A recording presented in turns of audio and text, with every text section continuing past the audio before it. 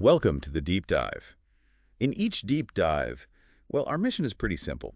We take a whole stack of sources you've shared, articles, research, expert notes, and basically we cut through all the noise. Yeah, find the most important bits, the insights, just for you. Exactly.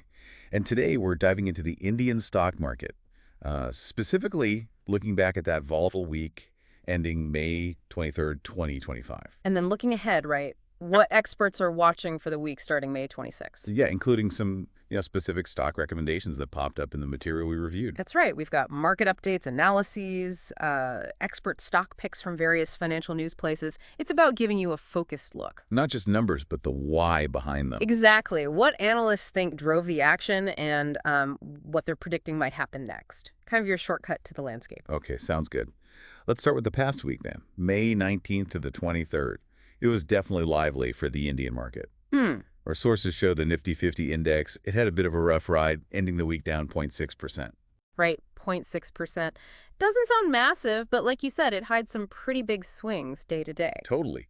And what's interesting, the sources pointed to May 19th.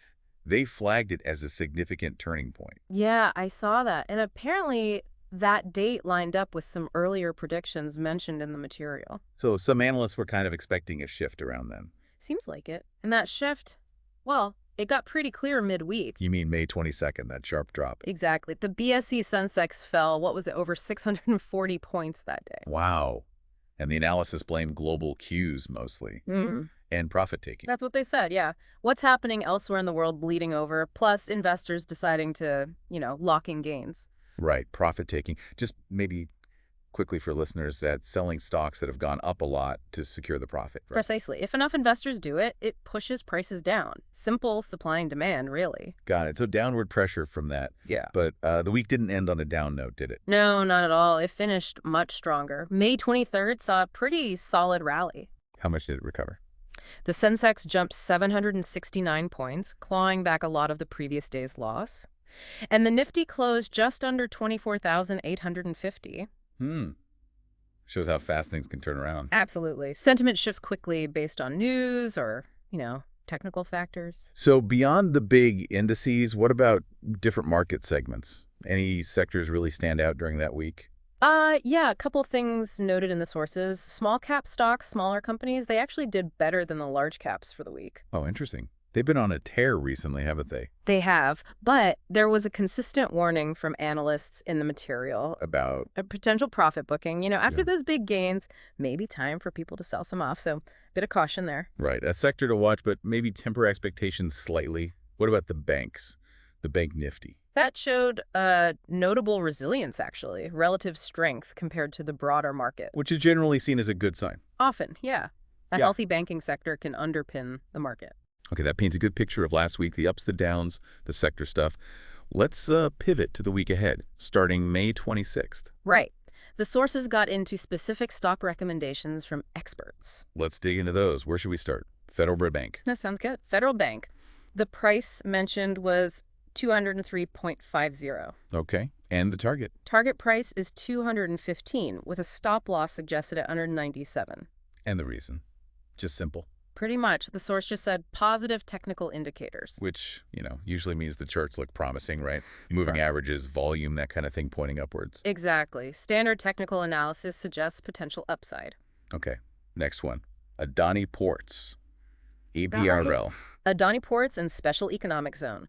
Current price noted was 2,192. And the target and stop? Target Euro 2300. Stop loss Euro 2100. Rationale there. Similar. A bit more specific, actually. Strong chart patterns indicating bullish momentum. So again, technicals, but highlighting momentum. Suggesting it's already moving up and looks likely to continue? That's the idea. Then there was Hindustan Copper. Okay, what about that one? Priced at 238.90. Target 255. Stop loss 229. And the reasoning? Let me guess. Technicals. You got it.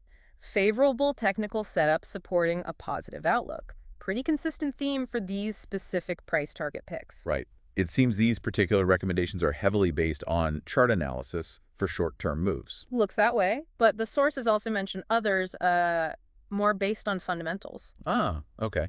without the tight price targets. Exactly. Like HDFC Life Insurance, recommended as a buy. Why HDFC Life? Strong fundamentals and growth prospects. So looking at the underlying business quality, not just the chart. Makes sense. And ITC was also mentioned. Yeah, ITC Ltd. Seen as a buy because of its consistent performance and defensive And characteristics. defensive meaning it holds up better if the economy slows down. Yeah. People still buy cigarettes and biscuits. Basically, yeah. Less tied to the economic cycle. Considered a safer harbor sometimes. Okay. Any other fundamental picks like that? Axis Bank was the other one suggested for purchase, based on robust financials and market position. So a mix of technical plays and fundamental buys from the experts. That's helpful. And then there was another list. The budget-friendly picks. Stocks under 100. Right. For investors maybe looking at lower entry points, what did the material suggest there? Okay, 5 names. First, GMR Airports. Buy at 88. Target. Stop. Target Euro 96. Stop loss at 85. Got it. Okay. Trekemin Technologies. Buy between 62 and 63. Targets. Yeah. A range, yeah. Targets 65 to Euro 72. Stop loss at 60.50. Okay. Make money organics. Buy that one in the 79 to 80 range. Targets 82 to Euro 90. Stop loss 77. Seems straightforward. Jagran Prakashan. For Jagran Prakashan, the advice was slightly different. Buy on dips. Meaning wait for a temporary price drop. Yeah. Buy around 74.2, target 77 euro, stop loss at 72.70. And last one of the budget picks. More up in laboratories. Buy at 65, target 73, stop loss 60. Okay, that's a very practical list covering different price points. Thanks for breaking those down. No problem. Straight from the source analyses. So now let's zoom out again, the bigger picture. What's the general market outlook from these sources for the week of May 26th to 30th? Well, technically for the Nifty 50, they identified key levels, support, seen around 24,500. Support being like a floor the index might struggle to fall below? That's the idea, yeah. Where buyers tend to step in. And then resistance levels, ceilings were noted at 25,030 and 25,300. And breaking above that first resistance, 25,000-ish, is that seen as important? According to the analysis, yes. A decisive move above 25,000 could signal more upside potential. That's the technical take. Okay, so those are the levels to watch on the chart. But, markets aren't just charts. What about the real-world stuff, the big factors that could move things next week? Right. The sources highlighted several key influences. Global cues, obviously still very important, just like last week. Any specifics mentioned? They specifically mentioned potential new tariff threats from former U.S. President Donald Trump. That's something market watchers might react to. And just to be clear, we're reporting what the source mentioned as a market factor, not taking any political view. Absolutely. Just relaying the analysis, another big one. Corporate earnings. Still ongoing. Q4 FY25 results. Yeah, they're still coming in. These results are super important for gauging company health, economic health. Market reactions can be significant. And finally, FII activity. Foreign institutional investors. Always crucial in India. Their buying or selling, especially large amounts, can really sway market trends and overall sentiment. Definitely something analysts will track closely this week. Okay, so let's try to wrap this up. Quick summary of our deep dive today. We looked back at last week's volatility Nifty dipping on global cues and profit-taking, then rallying. Noted the small caps outperforming, but with that caution flag. Right. And the Bank Nifty showing resilience. Then we went through a whole bunch of expert stock recommendations for this coming week, some technical, some fundamental. Yeah, with specific price targets for some, and also that list of budget picks under 100 euro. And for the week ahead's outlook, we covered the key Nifty level support around 24,500, resistance near 25,030. And the big external factors. Global developments like potential tariff talk, corporate earnings reports still coming out. And of course, FII flows, watching where the big money is going. Now, the sources are always very clear, and we need to be too. This is all based on analysis as of May 25th, 2025. Market conditions change fast. Absolutely. It's vital you do your own research, maybe talk to a financial advisor before making any investment decisions based on this stuff. Definitely. This is information, not advice. Right.